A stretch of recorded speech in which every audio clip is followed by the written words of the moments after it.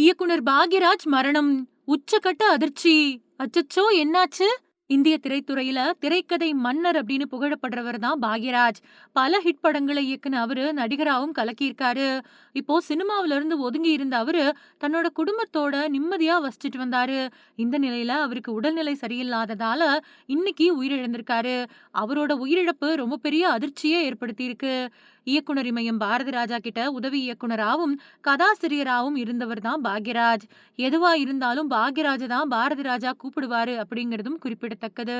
பாரதி ராஜாவுக்கு பெரிய பலமாவே திகழ்ந்தவர்கள்ல இவரும் ஒருத்தரு. அவர்கிட்ட பல வருஷங்கள் வேலை கத்துக்கிட்டு இயக்குனரா மாறினாரு பாக்யராஜ். அவர் இயக்குன பெரும்பாலான படங்கள் மெகா பிளாக் பஸ்டர் ஆச்சு. தமிழ் சினிமா மட்டும் இல்லாம ஹிந்தி உள்ளிட்ட மொழிகள்லயும் இயக்குனரா ஜொலிச்சிருக்காரு. யாருக்கும் எதுக்கும் காம்ப்ரமைஸ் ஆகாம தன்னோட பாணியில எடுத்து ஒரு படத்தை ஹிட் கொடுக்கக்கூடியவங்கள்ல எப்பவுமே இவர்தான் ஸ்பெஷல். இவர்கிட்ட வேலை கத்துக்கிட்டவங்க தான் பார்த்திபன், லிவிங்ஸ்டன், ஜி.எம். குமார் மாதிரியானவங்க.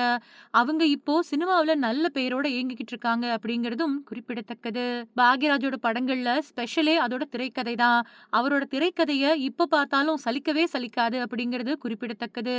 அலட்டிக்காம ரொம்பவே இயல்பா அவரோட சீன்கள் எல்லாமே இருக்கும். அது மட்டும் இல்லாம திரைக்கதையில மரபுகளையும் உடைச்சவரு. அதோட காரணமா அவர திரைத்துறையோட திரைக்கதை மன்னன் அப்படின்னு கொண்டாடினாங்க.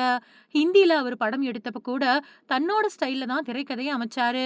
அவரோட பர்சனல் வாழ்க்கைய பொறுத்த வரைக்கும் முதல்ல ஒரு கல்யாணம் நடந்துச்சு. ஆனா முதல் மனைவி உடல்நலக் குறைவால உயிரிழந்துட்டாங்க. அதுக்கு பின்னாடி கொஞ்ச காலம் கழிச்சு நடிகை பூர்ணிமாவ காதலிச்சு கல்யாணம் பண்ணிக்கிட்டாரு.